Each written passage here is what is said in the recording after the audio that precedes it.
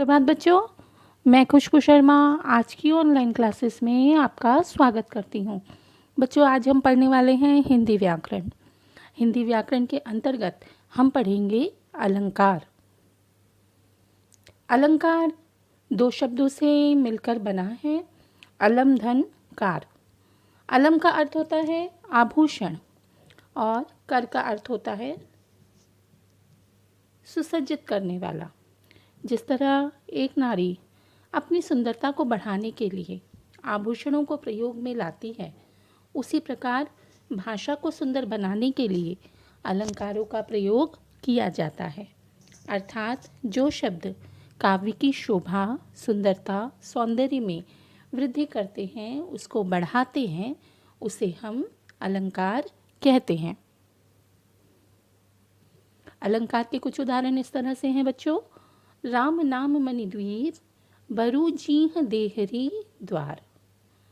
माटी कहे कुम्हार से, तू क्या रौंदे मोए, एक दिन ऐसा आएगा मैं रौंदूंगी तोए।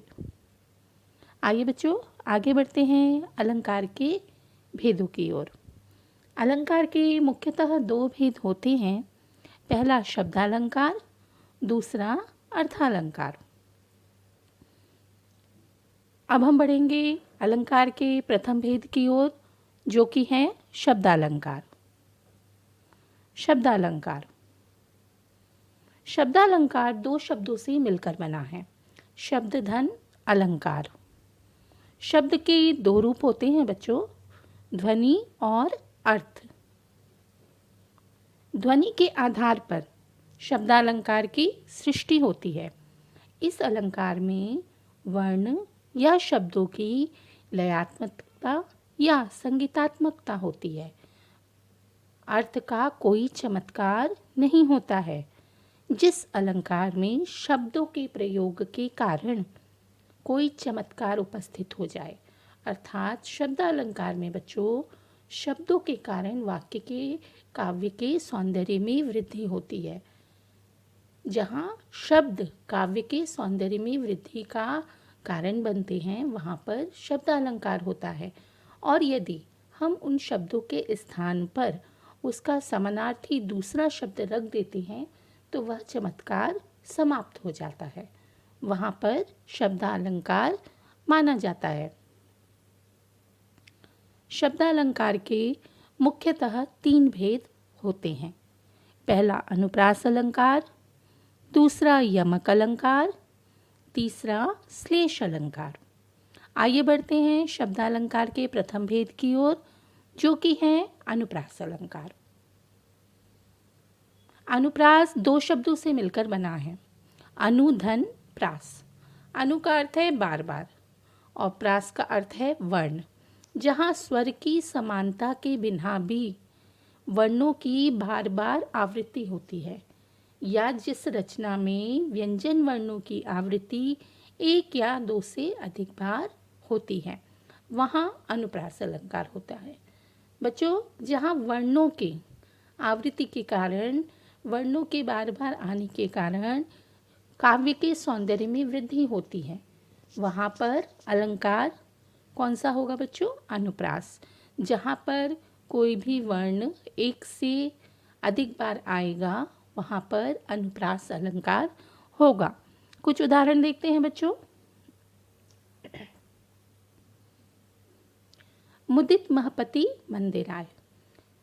बच्चों, यहाँ देख रहे हैं पहले उदाहरण में म वर्ण की आवृत्ति हुई है। म वर्ण का प्रयोग एक से अधिक बार हुआ है। सेवक सुमंत्र बुलाए, यहाँ बच्चों स वर्ण की आवृत्ति हुई है। स वर्ण का प्रयोग एक से अधिक बार हुआ है। इस तरह से जहाँ वर्णों की आवृत्ति हो और जिसके कारण काव्य के सौंदर्य में वृद्धि हो, वहाँ पर अनुप्रास अलंकार होगा। कुछ और उदाहरण देखते हैं बच्चों।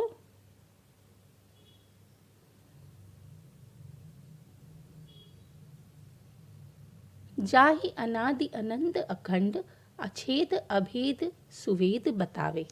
यहाँ देखेंगे बच्चों, इस उदाहरण में आप अवर्ण का प्रयोग जो है एक से अधिक बार हुआ है। कंकन, किंकनी, नुपुर बाजही। यहाँ बच्चों क वर्ण की आवृत्ति हमें देखने को मिलती है। लट लटकनी तनुमत्त मधुप गन मादक मधुही पिए, यहाँ ल और म वर्ण की आवृत्ति है। तरनी तनुजा तट तमाल तरुवर बहु छाए, यहाँ बच्चों त वर्ण की आवृत्ति हमें देखने को मिल रही है।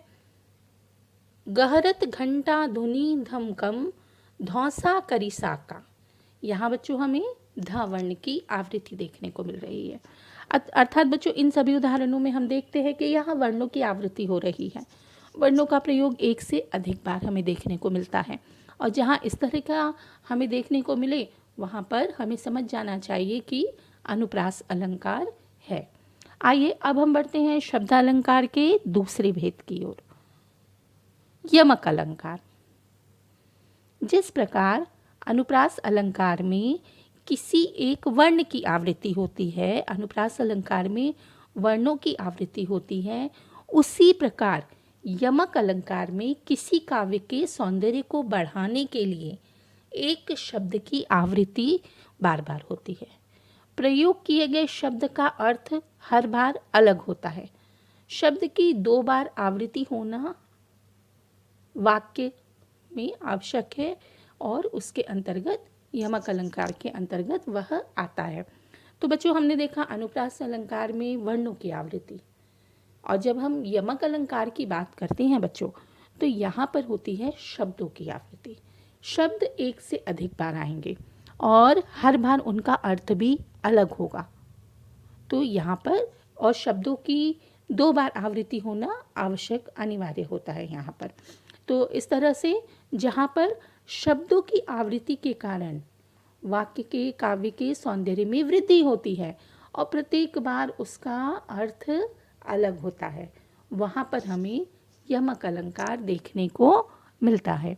कुछ उदाहरण देखते हैं। काली घटा का घमंड घटा, यहाँ घटा शब्द की देख रहे हैं बच्चों हम आवृत्ति हुई है, और जब घटा शब्द की आवृत्ति हुई है तो इसकी आवृत्ति से इसके अर्थ में भी अलग अलग है। जो पहले घटा का अर्थ है वो अलग है और दूसरे घटा का अर्थ अलग है, अर्थात अर्थ भी भिन्न भिन्न हैं।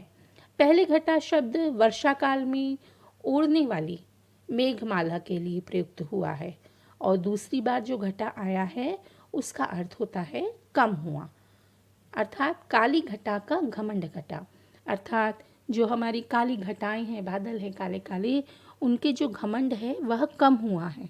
तो इस तरह से घटा शब्द का प्रयोग 2 बार हुआ है, घटा शब्द की आवृत्ति हुई है, और प्रत्येक बार उसका अर्थ भी अलग अलग हमें देखने को मिलता है। अतः यहाँ पर यमक अलंकार है।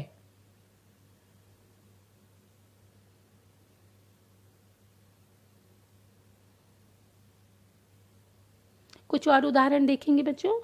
कनक कनक ते 100 गुनी मादकता अधिकाए, या खाए बौराए नर वा पाए बौराए। बच्चों यहाँ हम देखते हैं कनक शब्द की आवृत्ति हुई है, जिसमें पहले कनक का अर्थ धतूरा है जो कि एक नशीला पदार्थ है, और दूसरे कनक का अर्थ सोना है। माला फेरत जुग भया फिरा न मन का फेर, कर का मन का डारी के मन का फेर। यहाँ बच्चों मन का शब्द की आवृत्ति हुई है।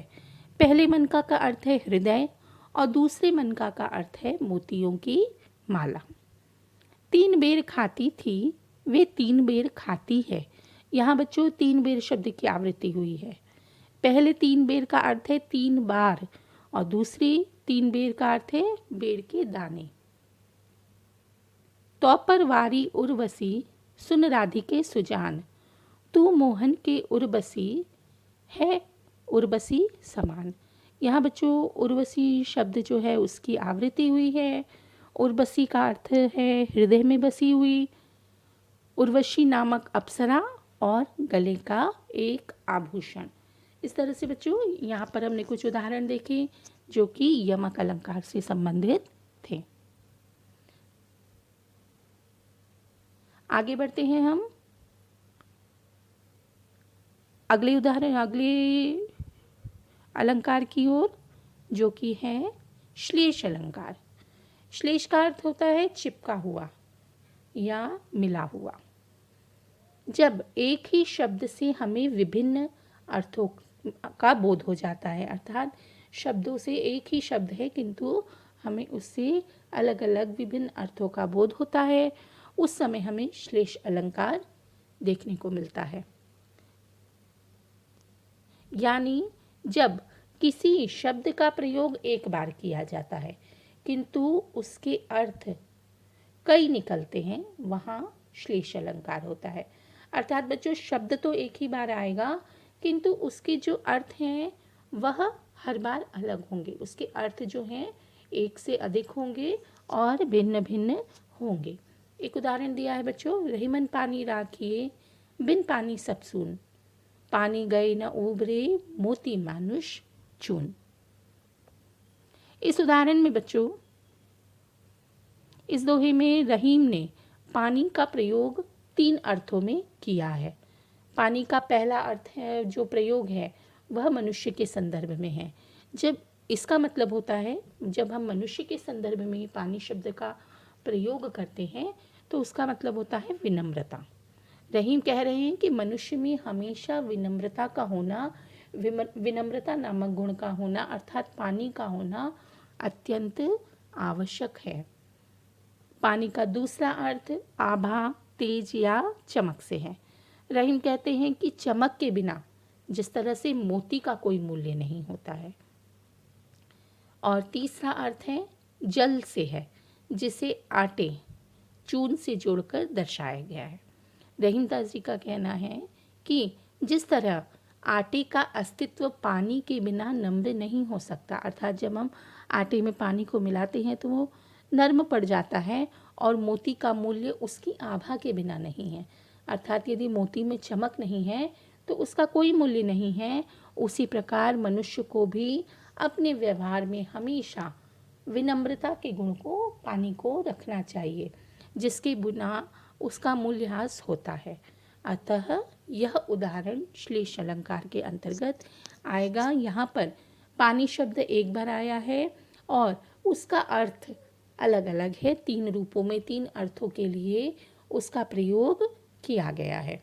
इसी के साथ बच्चों, आज हमारे अलंकार में हमने शब्दालंकार को पढ़ा और उसके भेदों को जाना। दूसरे वीडियो में हम बढ़ेंगे अर्थालंकार के साथ। इसी के साथ हमारा आज का वीडियो यहीं समाप्त होता है। धन्यवाद।